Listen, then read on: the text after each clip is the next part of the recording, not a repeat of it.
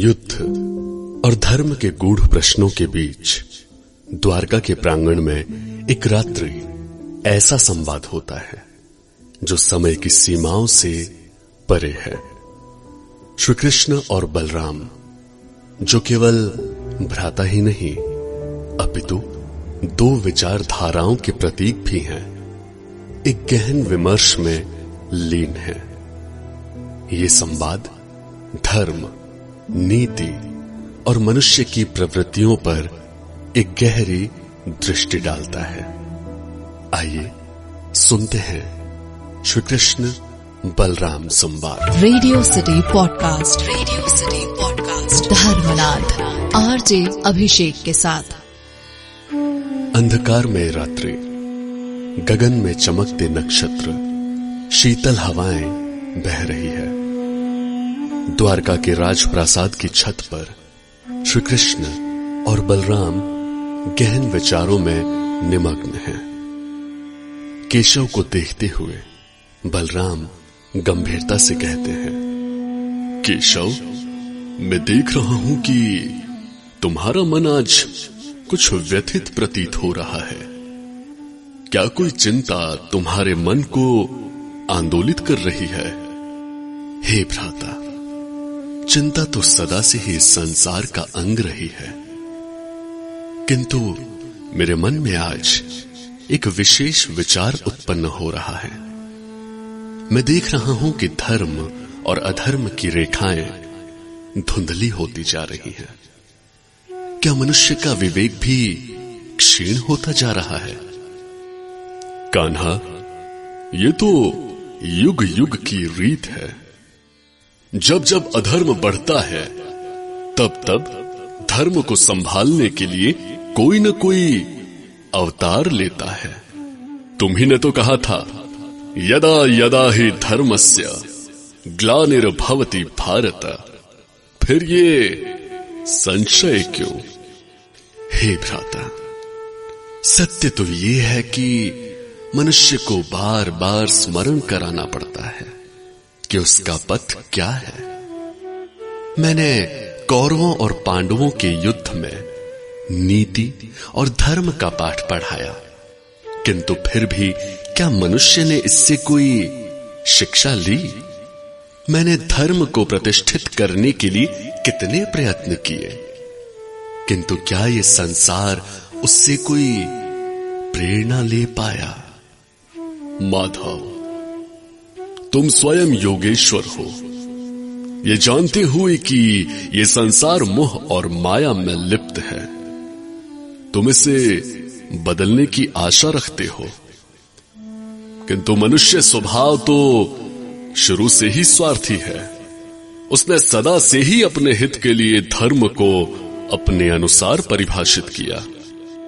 ठीक कहा भ्राता, किंतु मुझे ये स्वीकार करना होगा कि मैं स्वयं भी इसी मोह में पड़ जाता हूं कि शायद कोई परिवर्तन संभव है। मैं देखता हूं कि मनुष्य अपने सुख के लिए अधर्म को भी धर्म का नाम देता है, और जब सत्य उसके समक्ष प्रस्तुत किया जाता है तो वो उसे अस्वीकार कर देता है।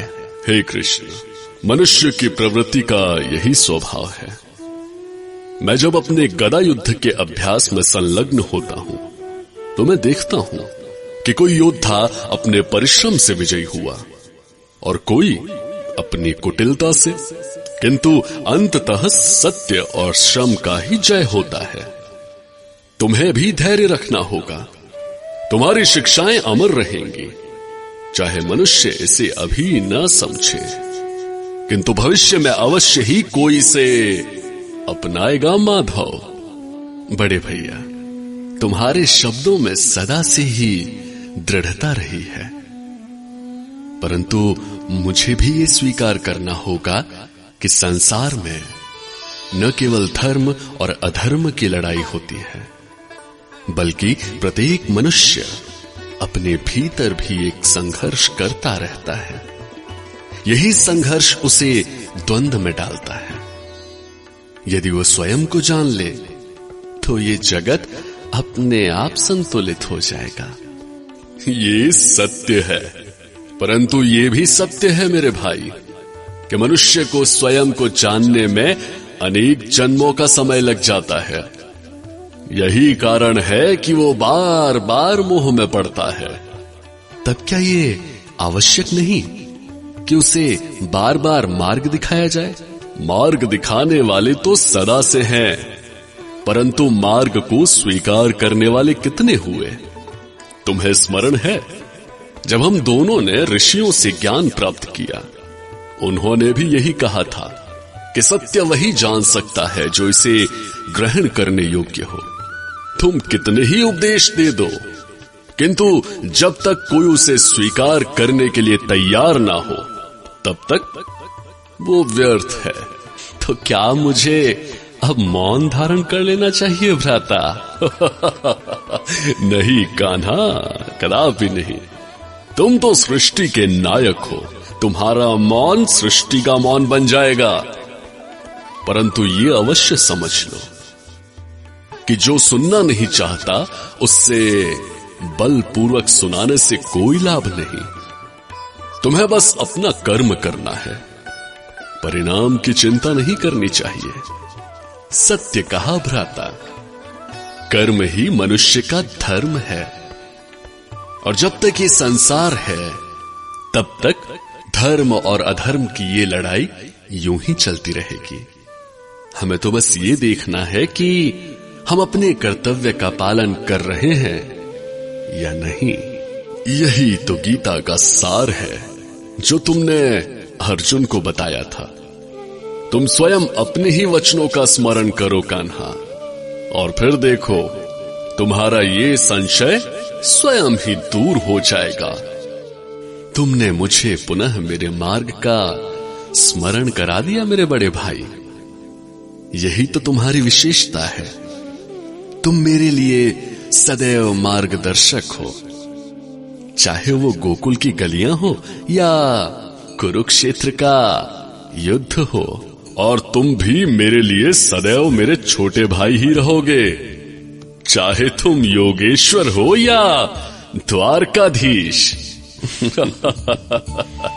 दोनों भाई मंद मंद मुस्कुराते हैं। चंद्रमा की शीतल चांदनी उन पर प्रकाश डालती है।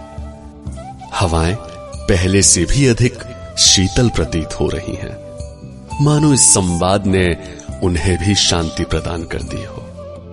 ये संवाद केवल दो भाइयों के बीच का वार्तालाप नहीं, बल्कि नीति, धर्म और जीवन की जटिलताओं पर गहन मंथन है। श्री कृष्ण और बलराम के ये विचार आज भी उतने ही प्रासंगिक हैं जितने द्वापर युग में थे।